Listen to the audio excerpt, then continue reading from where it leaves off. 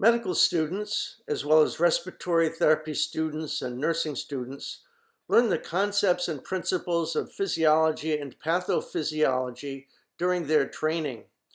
After they graduate and enter clinical practice, they apply their knowledge of various clinical disorders, such as acute respiratory distress syndrome, or ARDS, and chronic obstructive pulmonary disease, or COPD, to individual patients whom they encounter in the clinic, emergency department, or intensive care unit. This process requires them to apply their generic knowledge of the altered physiology pertaining to whole populations of patients to a specific individual patient to whom they've been assigned. In this presentation, I will define the term concierge physiology as the determination in real time of one or more physiologic indices that apply to a specific and actual patient who is currently under one's care.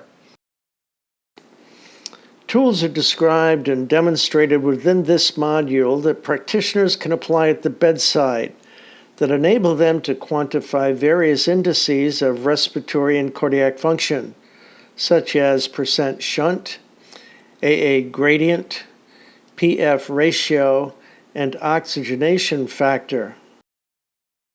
One's ability to determine these parameters with precision and accuracy requires the solution of some formidably complex equations, but apps that undertake the requisite number crunching tasks by means of networked computers have placed this capability within the reach of clinical teams everywhere. Thus, the advent of the digital revolution now enables us to practice concierge physiology in our day-to-day practice.